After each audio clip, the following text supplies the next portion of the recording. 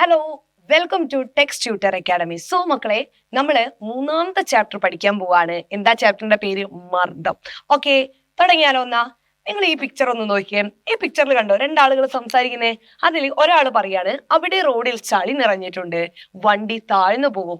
അങ്ങനെ പറയാണ് ഇവിടെ നിൽക്കുന്ന ആള്. അതായത് ഈ റോഡ് ഫുള്ള് ചളിയാണ്. അപ്പൊ അയാൾ പറഞ്ഞു, വണ്ടി എന്തായാലും ഈ റോഡിൽ താഴ്ന്നു പോകുന്നു പറഞ്ഞു.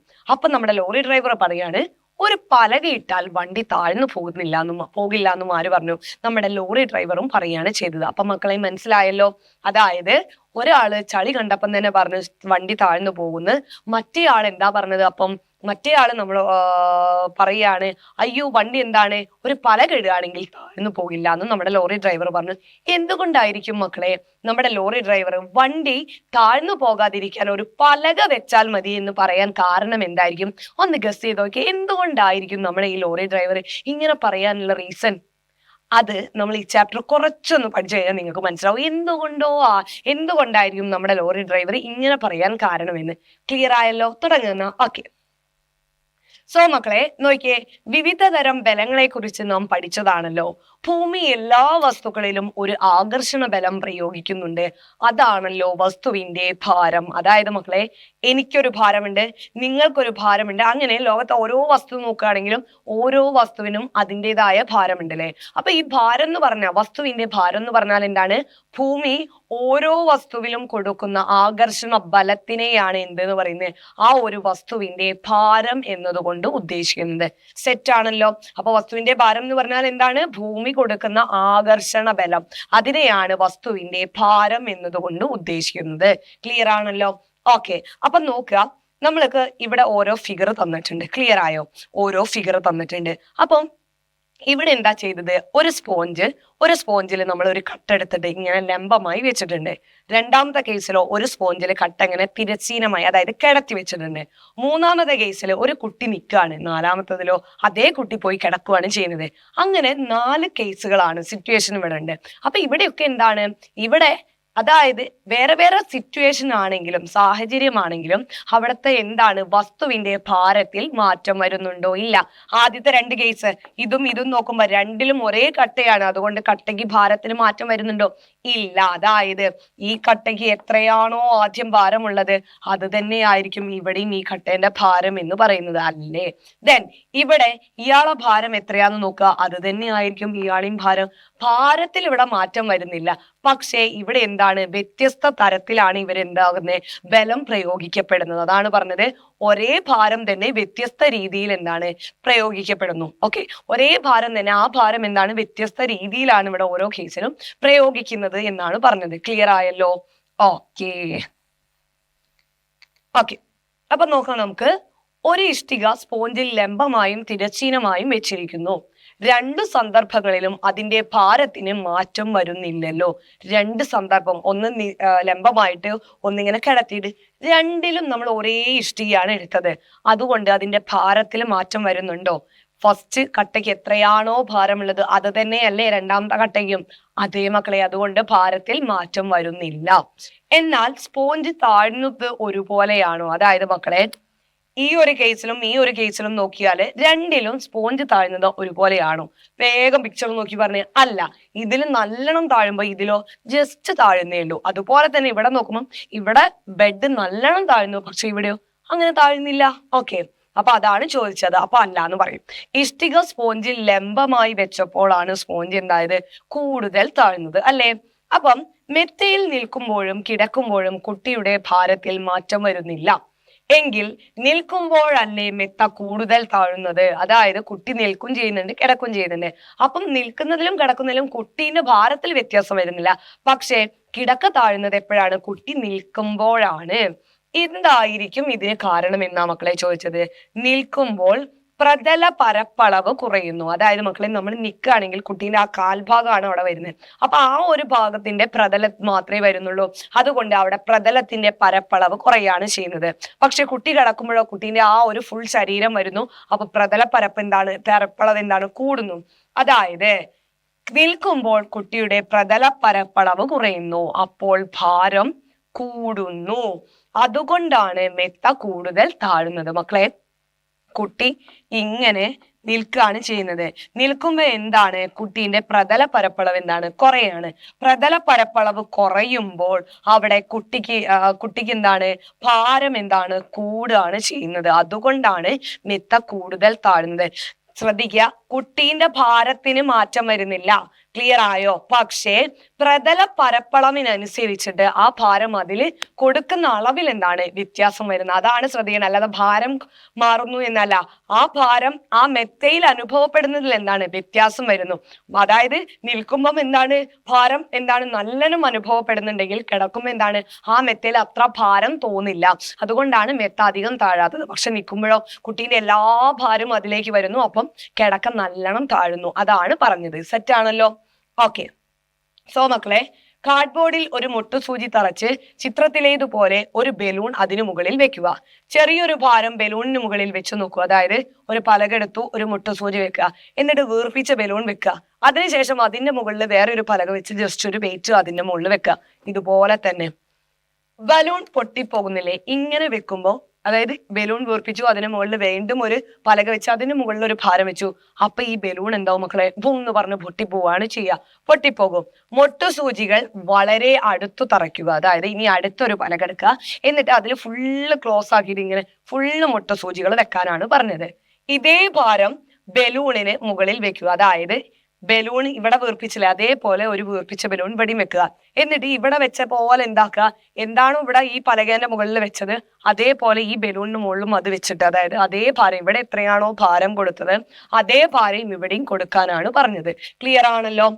മുകളിൽ പ്രവർത്തനങ്ങളുടെ നിരീക്ഷണ ഫലം തന്നിരിക്കുന്ന പട്ടികയിൽ എഴുതാനാണ് പറഞ്ഞത്. അപ്പം ഫസ്റ്റ് എന്താണ്, ഒരു മുട്ടസൂചി വെച്ചു, എന്നിട്ട് ബലൂണിന്റെ മുകളിൽ ഒരു ഭാരം വെച്ചു. രണ്ടാമത്തതില് മുട്ടസൂചി ഫുള്ള് തറച്ചതിന് ശേഷം വീർപ്പിച്ച ബലൂണിന്റെ മുകളിൽ വേറൊരു ഭാരം വെക്കുകയാണ് ചെയ്തത്. ക്ലിയർ ആണല്ലോ? ഓക്കെ. അപ്പം അതിന്റെ ബേസിസിൽ നമുക്കൊരു ടേബിൾ ഉണ്ട് ടെക്സ്റ്റിൽ. അതാണ് ഇവിടെ നോക്കിയേ. സ്പോഞ്ചിൽ ഇഷ്ടിക വെക്കുകയാണ് ഫസ്റ്റത്തെ കേസ്. അപ്പൊ എന്താണ്, നിലത്ത് ലംബമായി വെച്ചപ്പോൾ സ്പർശത്തിലുള്ള ഉപരിതല വിസ്തൃതി, അതായത് നമ്മൾ പറഞ്ഞ പ്രതല പരപ്പളവ് എന്താണ് അവിടെ കുറയാണ് ചെയ്യുന്നത്. അപ്പൊ നിരീക്ഷണം എന്താണ്, സ്പോഞ്ച് കൂടുതൽ ചുരുങ്ങാണ്, സ്പോഞ്ച് നല്ലോണം താഴുന്നു. രണ്ടാമത്തതിലോ നിലത്ത് തിരശ്ചീനമായിട്ട് കിടത്തി വെച്ചപ്പോൾ എന്താണ് പ്രതല പരപ്പളവ് കൂടി, അതുകൊണ്ട് സ്പോഞ്ച് കുറച്ചു മാത്രം താഴ്ന്നു. അടുത്തത് കുട്ടി മെത്തയിൽ നിൽക്കുമ്പോൾ എന്താണ് പ്രതല പരപ്പളവ് കുറവും, അപ്പം മെത്ത കൂടുതലായി കുഴിയും. രണ്ടാമത്തത് കിടക്കുമ്പോഴോ പ്രതല പരപ്പളവ് കൂടുതലാണ്, അപ്പോൾ മെത്ത കുറച്ചു മാത്രം കുഴിയാണ് ചെയ്യുന്നത്. മൂന്നാമത്തെ കേസ്, ആണിയുടെ മുകളിൽ ബലൂൺ വെക്കുന്നു.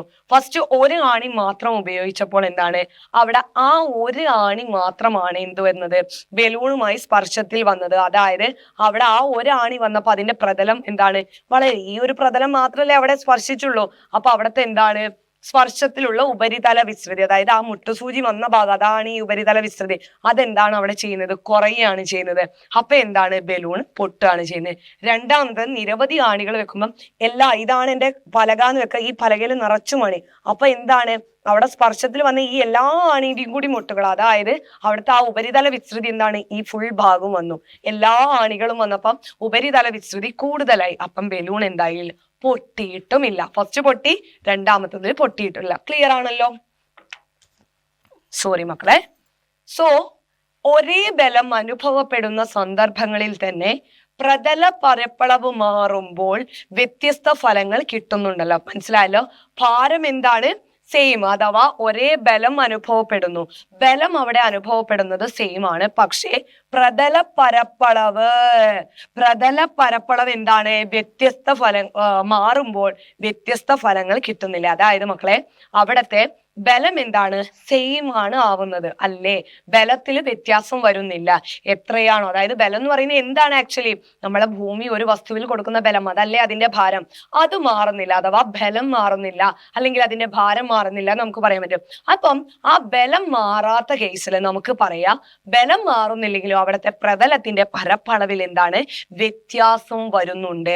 ആ പ്രതലത്തിന്റെ പരപ്പളവിൽ വ്യത്യാസം വരുന്നത് കൊണ്ട് എന്താണ് അവിടെ അനുഭവപ്പെടുന്ന ഫലങ്ങൾക്കും എന്താണ് വ്യത്യസ്ത ഫലങ്ങളാണ് കിട്ടുന്നത് അല്ലേ. മർദ്ദത്തിൽ ഉള്ള വ്യത്യാസമാണ് ഇതിന് കാരണമാകുന്നത്. മനസ്സിലായോ? മർദ്ദമാണ് മക്കളെ, സോറി, മർദ്ദത്തിലുള്ള വ്യത്യാസമാണ് ഇതിനു കാരണം. അങ്ങനെയാണെങ്കിൽ മക്കളെ എന്താണ് മർദ്ദം? അപ്പൊ ഇവിടെ പ്രതല പരപ്പളവ് കൂടുന്നുണ്ട്, ചിലതില് പ്രതല പരപ്പളവ് കുറയുന്നുണ്ട്. അതായത് ഇവിടെ മർദ്ദത്തിൽ ആക്ച്വലി വ്യത്യാസം വരികയാണ് ചെയ്യുന്നത്. അങ്ങനെയാണെങ്കിൽ നമുക്ക് മർദ്ദം എന്താന്ന് അറിഞ്ഞാലല്ലേ പറയാൻ പറ്റുള്ളൂ.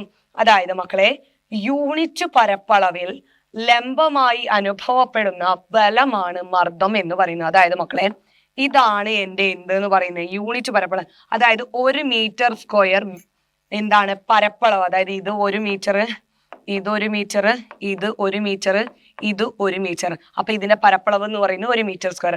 അപ്പൊ ഇങ്ങനെ 1 മീറ്റർ സ്ക്വയർ ഉള്ള ഒരു പ്രതലം ഞാൻ എടുത്തു.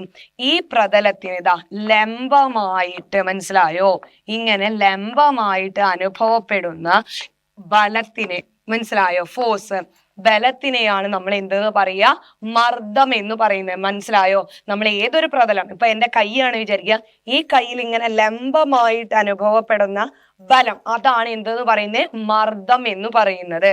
ഓക്കെ, അപ്പൊ മർദ്ദവും നമ്മുടെ പ്രതല പരപ്പളവും തമ്മിൽ, പ്രതല വിസ്തീർണവും തമ്മിൽ എന്തോ ഒരു ബന്ധമുണ്ട്. ക്ലിയർ ആണല്ലോ? ഓക്കെ, മർദ്ദം അളക്കാം. നോക്കിയേ മക്കളെ, 2 കോൺക്രീറ്റ് സ്ലാബുകൾ മണലിൽ വെച്ചിരിക്കുന്നു. കണ്ടോ, ഇതാണ് ഫസ്റ്റ് കേസ്. ഇത് രണ്ടാമത് നേരെ തലകുത്തനെ വെച്ചു. ഇവ ഓരോന്നും 18 ന്യൂട്ടൺ ഭാരമുള്ള കോൺക്രീറ്റ് ക്യൂബുകളാണ്. മനസ്സിലായോ? ഇവ ഓരോന്നും എന്താ, 18 ന്യൂട്ടൺ ഭാരമാണ്. അതായത് ഈ ഒരു കട്ട എടുക്കുകയാണെങ്കിൽ ഈ കട്ടേന്റെ ഭാരം എന്ന് പറയുന്നത് എന്താണ്, 18 ന്യൂട്ടൺ ആണ് എന്നാണ് പറഞ്ഞത്. ക്ലിയർ ആണല്ലോ? ക്യൂബിന്റെ ഒരു വശത്തിന്റെ പരപ്പളവ് 0.36 മീറ്റർ സ്ക്വയർ ആണെന്ന് സങ്കല്പിക്കുക. അതായത് ഈ ഒരു കട്ട എടുക്കുകയാണെങ്കിൽ കട്ടേന്റെ ഒരു ഭാഗത്തിന്റെ പരപ്പളവ് എന്ന് പറയുന്നത് 0.36 മീറ്റർ സ്ക്വയർ ആണ്. ഇതിന്റെ ഭാരം, അതായത് ഒരു കട്ടേന്റെ ഭാരം എന്ന് പറയുന്നത് എന്താണ്, 18 ന്യൂട്ടൺ. ഭാരം എന്ന് പറയുന്നത് ഞാൻ പറഞ്ഞു എന്താണ്, ബലമാണ്. ബലത്തിന്റെ യൂണിറ്റ് ആണ് എന്തെന്ന് പറയുന്നത്, ന്യൂട്ടൺ. മനസ്സിലായല്ലോ? അതുകൊണ്ടാണ് ന്യൂട്ടൺ ന്യൂട്ടൺ എന്ന് നമ്മൾ എഴുതാൻ കാരണം. അതായത് ഒരു വസ്തുവിന്റെ മുകളിൽ ഭൂമി കൊടുക്കുന്ന ആകർഷണ ബലം, അപ്പൊ നമ്മൾ അത് ന്യൂട്ടണിലേ എഴുതുള്ളൂ. അതുകൊണ്ടാണ് 18 ന്യൂട്ടൺ എന്ന് എഴുതിയത്. ക്ലിയർ ആയല്ലോ? നിങ്ങൾ വിചാരിക്കും 18 കിലോഗ്രാം എന്താ എഴുതാത്തതിന് കാരണം എന്താണ്, ഇത് ബലമാണ് നമ്മൾ എഴുതുന്നത്, അതുകൊണ്ടാണ് 18 ന്യൂട്ടൺ എന്ന് എഴുതിയത്. സെറ്റ് ആണല്ലോ?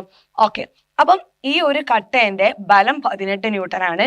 ഒരു ഭാഗത്തിന്റെ എന്താണ് വിസ്തീർണം തന്നിട്ടുണ്ട്, പരപ്പളവ് തന്നിട്ടുണ്ട് 0.36 എന്താണ് മീറ്റർ സ്ക്വയർ ആണെന്നും തന്നിട്ടുണ്ട്. അപ്പൊ 2 കേസ്, ഒന്നാമത്തെ കേസിൽ കട്ട ഇങ്ങനെയാണ് വെച്ചതെങ്കിൽ രണ്ടാമത്തെ കേസിൽ തല കുത്തനെയാണ് വെച്ചത്.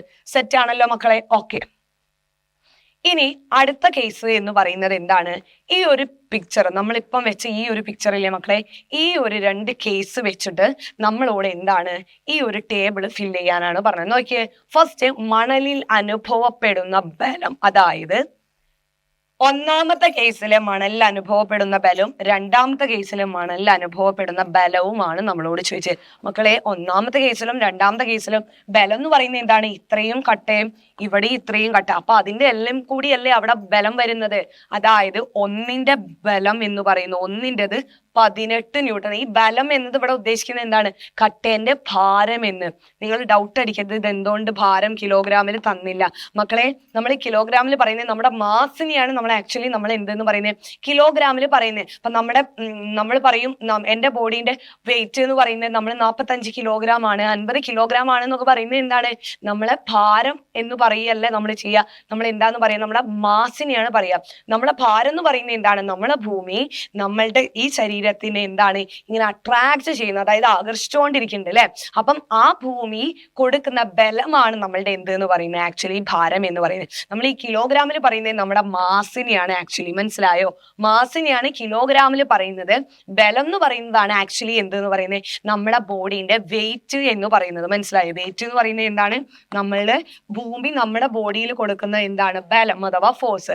മാസ് എന്ന് പറയുന്നത് എന്താണ്, നമ്മളുടെ ഈ ബോഡീന്റെ ഫുൾ സാധനങ്ങൾ കൂട്ടിയാൽ നമുക്ക് കിട്ടുന്നതാണ് നമ്മുടെ മാസ് എന്ന് പറയുന്നത്. ജസ്റ്റ് പറഞ്ഞു എന്നേ ഉള്ളൂ, നിങ്ങൾക്ക് കൺഫ്യൂഷൻ ആവാതിരിക്കാൻ.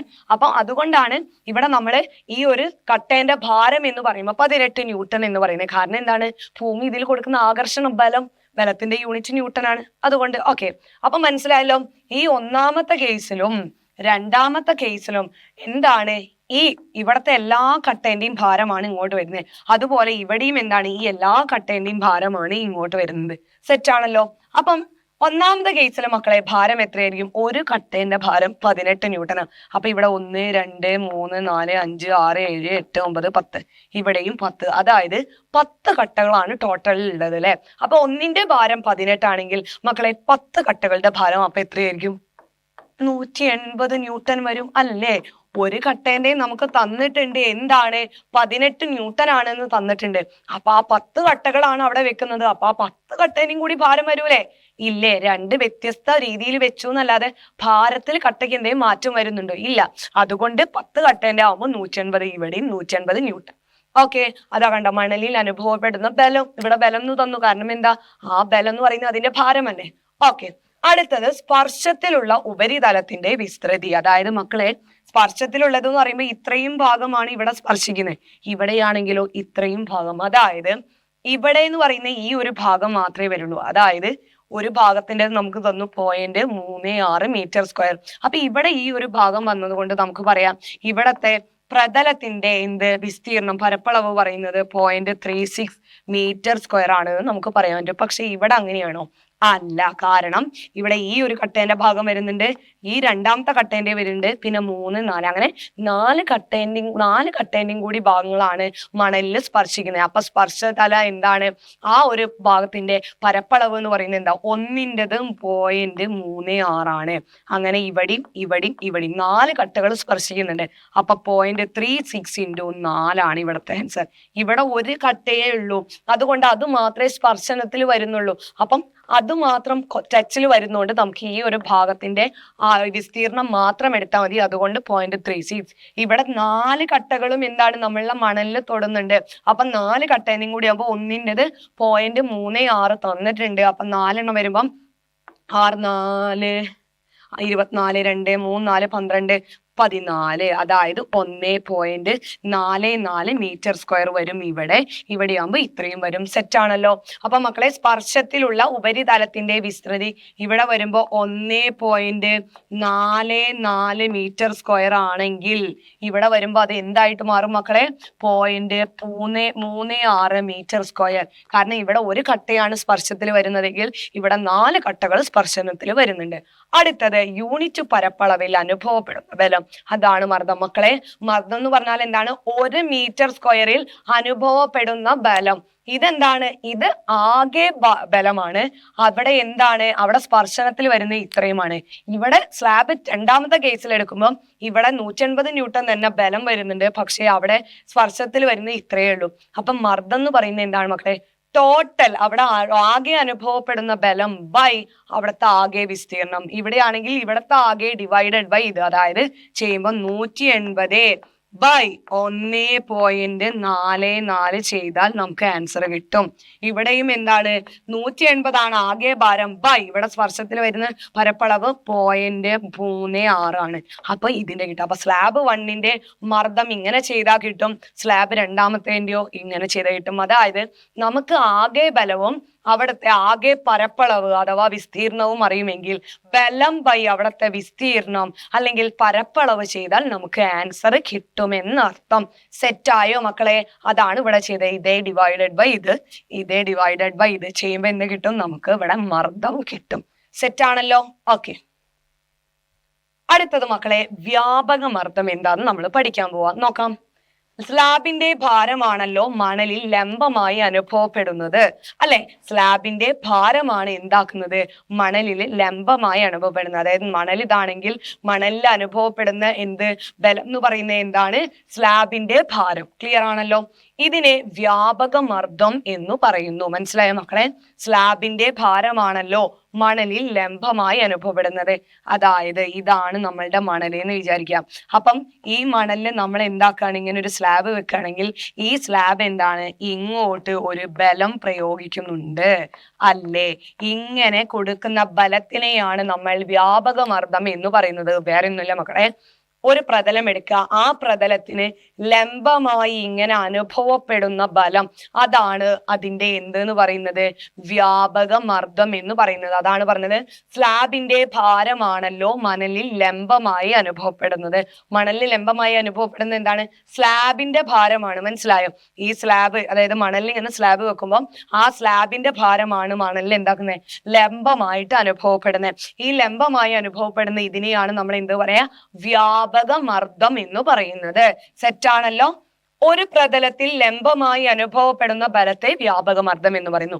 ഇത് നമ്മളിപ്പം വെച്ച സിറ്റുവേഷൻ, അതാണ് ഞാൻ പറഞ്ഞത്. ഇതാണ് നമ്മുടെ സ്പോഞ്ച് അല്ലെങ്കിൽ മണലിൽ നിന്ന് വെക്കാം. ഇവിടെ നമ്മൾ എന്താക്കാണ്, ഒരു സാധനം, ഒരു ഇഷ്ടിക അല്ലെങ്കിൽ എന്താണ് ഇവിടെ എന്താ പറയുക, സ്ലാബ് വെക്കണം. അപ്പൊ സ്ലാബ് ഇങ്ങനെ വെക്കുമ്പം സ്ലാബ് ഈ ഒരു പ്രതലത്തിലേക്ക് ഇങ്ങനെ ഒരു ബലം കൊടുക്കുന്നുണ്ട്. അതായത് ലംബമായിട്ട് അനുഭവപ്പെടുന്നുണ്ട്. എന്ത് ഇങ്ങനെ, അതായത് ഇതാണ് സ്ലാബ് എങ്കിൽ സ്ലാബിലേക്ക് എന്താണ് ഇങ്ങനെ ലംബമായി അനുഭവപ്പെടുന്നത്. മനസ്സിലായോ? അതിനെയാണ് നമ്മൾ എന്തെന്ന് പറയാ, വ്യാപക മർദ്ദം. അത് ഒറ്റയടിക്ക് നമുക്ക് പറയുകയാണെങ്കിൽ ഇങ്ങനെ പറയാം, ഒരു പ്രതലത്തിൽ ലംബമായി അനുഭവപ്പെടുന്ന ബലം, അതിനെയാണ് വ്യാപക മർദ്ദം. അപ്പൊ എപ്പോഴും ശ്രദ്ധിക്കാം, ഒരു പ്രതലം എടുക്കുകയാണെങ്കിൽ ആ പ്രതലത്തിന് ഇങ്ങനെ ലംബമായിട്ടാണ് അനുഭവപ്പെടുക. ഇങ്ങനെ ലംബമായി അനുഭവപ്പെടുമെങ്കിൽ അതിനെ പറയുന്നതാണ് എന്തെന്ന് പറയുന്നത്, വ്യാപക മർദ്ദം എന്ന് പറയുന്നത്. ക്ലിയർ ആയോ?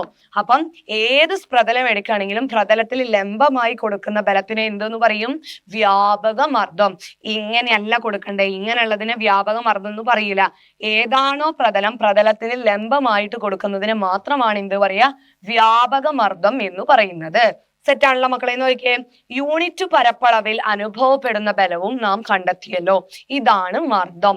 ഇതിനെ ഒരു സമവാക്യം വെച്ച് എഴുതി നോക്കിയാലോ? നോക്കിയേ, യൂണിറ്റ് പരപ്പളവിൽ അനുഭവപ്പെടുന്ന ബലം, അതായത് ഒരു യൂണിറ്റ് പരപ്പളവ് എടുക്കുകയാണെങ്കിൽ ആ യൂണിറ്റ് പരപ്പളവിൽ ലംബമായിട്ട് അനുഭവപ്പെടുന്ന ബലം, അതിനെയാട്ടോ മർദ്ദം എന്ന് പറയാൻ. ശ്രദ്ധിക്കണം, ലംബമായിട്ട് ലംബമായിട്ട് ബലം അനുഭവപ്പെട്ടാൽ മാത്രമാണ് നമുക്ക് എന്തെന്ന് പറയാൻ പറ്റുള്ളൂ, അതിന് മർദ്ദം എന്ന് പറയാൻ പറ്റുള്ളൂ. സെറ്റാണല്ലോ മക്കളെ? ഓക്കെ, ഇതാണ് എന്തെന്ന് പറയുന്നേ, മർദ്ദം എന്ന് പറയുന്നത്. ഓക്കെ, യൂണിറ്റ് പരപ്പളവിൽ ലംബമായി അനുഭവപ്പെടുന്ന, ലംബമുണ്ട് കേട്ടോ, ലംബമായി അനുഭവപ്പെടുന്ന ബലം നാം കണ്ടെത്തിയല്ലോ. ഇതാണ് മർദ്ദം എന്ന് പറയുന്നത്. മനസ്സിലായോ? അതായത് വ്യാപക മർദ്ദം, ഒരു യൂണിറ്റ് പരപ്പളവിൽ അനുഭവപ്പെടുന്ന വ്യാപക മർദ്ദത്തിനെയാണ് നമ്മൾ എന്തെന്ന് പറയാം, മർദ്ദം എന്ന് പറയുന്നത്. അപ്പൊ നോക്കാം, മർദ്ദത്തിന് നമ്മൾ പി എന്നും വ്യാപക മർദ്ദം, അതാണ് പറഞ്ഞത്, ലംബമായി അനുഭവപ്പെടുന്ന ബലം, അതാണ് വ്യാപക മർദ്ദം. അപ്പൊ ഒരു യൂണിറ്റ് വിസ്തീർണത്തിൽ അനുഭവപ്പെടുന്ന വ്യാപക മർദ്ദത്തിനെ എന്തെന്ന് പറയും, മർദ്ദം എന്ന് പറയും. സെറ്റ് അല്ലേ? അതാണ് ഞാൻ ഇവിടെ എഴുതിയത്, യൂണിറ്റ് പരപ്പളവിൽ ലംബമായി അനുഭവപ്പെടുന്ന ബലം, അല്ലെങ്കിൽ എന്താണ്, ഒരു യൂണിറ്റ് പരപ്പളവിൽ അനുഭവപ്പെടുന്ന വ്യാപക മർദ്ദം, അതിന് നമുക്ക് എന്തെന്ന് പറയാം, മർദ്ദം. അപ്പം മർദ്ദത്തിന് പി, വ്യാപക മർദ്ദത്തിന് എഫ്, പരപ്പളവിന് എയും എന്നും കൊടുക്കുകയാണെങ്കിൽ നമുക്ക് പി മർദ്ദം ഈക്വൽ ടു വ്യാപക മർദ്ദം ബൈ എന്തെന്ന് പറയാം, പരപ്പളവ്. P equal to F by A എന്ന് നമുക്ക് എഴുതാൻ പറ്റും. സെറ്റാണല്ലോ? മർദ്ദം ഈക്വൽ ടു വ്യാപക മർദ്ദം ബൈ പരപ്പളവ്. മറന്നുപോയത്, P equal to F by A. P എന്ന് പറഞ്ഞാൽ മർദ്ദം, എഫ് എന്ന് പറഞ്ഞാൽ വ്യാപക മർദ്ദം, എ എന്ന് പറഞ്ഞാൽ പരപ്പളവ്. അങ്ങനെയാണെങ്കിൽ മക്കളെ മർദ്ദത്തിന്റെ യൂണിറ്റ് എന്തായിരിക്കും, വ്യാപക മർദ്ദത്തിന്റെ യൂണിറ്റ് ബൈ പരപ്പളവിന്റെ യൂണിറ്റ്. മനസ്സിലായില്ലേ? അപ്പൊ എന്താ, വ്യാപക മർദ്ദത്തിന്റെ യൂണിറ്റ് എന്ന് പറയുന്നത് എന്താണ്, ന്യൂട്ടൺ ആണ്. ഇതെന്ന് പറഞ്ഞാൽ, ഈ വ്യാപക മർദ്ദം എന്ന് പറഞ്ഞാൽ എന്താണ്, ബലം തന്നെ. മനസ്സിലായില്ലേ? അപ്പം ന്യൂട്ടൺ ആണ് എന്ത്, ഇതിന്റെ യൂണിറ്റ് എന്ന് പറയുന്നത്. അതാണ് ശ്രദ്ധിക്കേണ്ടത്. ഈ വ്യാപക മർദ്ദം എന്ന് പറയുമ്പോൾ അയ്യോ അത് മർദ്ദമല്ലേ, അല്ല. എന്താണ്, ലംബമായി പ്രയോഗിക്കുന്ന ബലം. അപ്പൊ ബലത്തിന്റെ യൂണിറ്റ് ന്യൂട്ടൺ ബൈ നമ്മുടെ പരപ്പളവിന്റെ യൂണിറ്റ് മീറ്റർ സ്ക്വയർ. അപ്പൊ ന്യൂട്ടൺ മീറ്റർ സ്ക്വയർ ആണ് നമ്മുടെ മർദ്ദത്തിന്റെ യൂണിറ്റ്. ഈ ന്യൂട്ടൺ മീറ്റർ സ്ക്വയറിനെ നമുക്ക് എന്ത് പറയാം, ഒറ്റയടിക്ക് പാസ്കൽ എന്ന് പറയാൻ പറ്റും. മനസ്സിലായോ? ഈ ന്യൂട്ടൺ മീറ്റർ സ്ക്വയറിന് നമ്മൾ വേറൊരു പേര് പറയും, അതാണ് പാസ്കൽ. ക്ലിയർ ആയോ?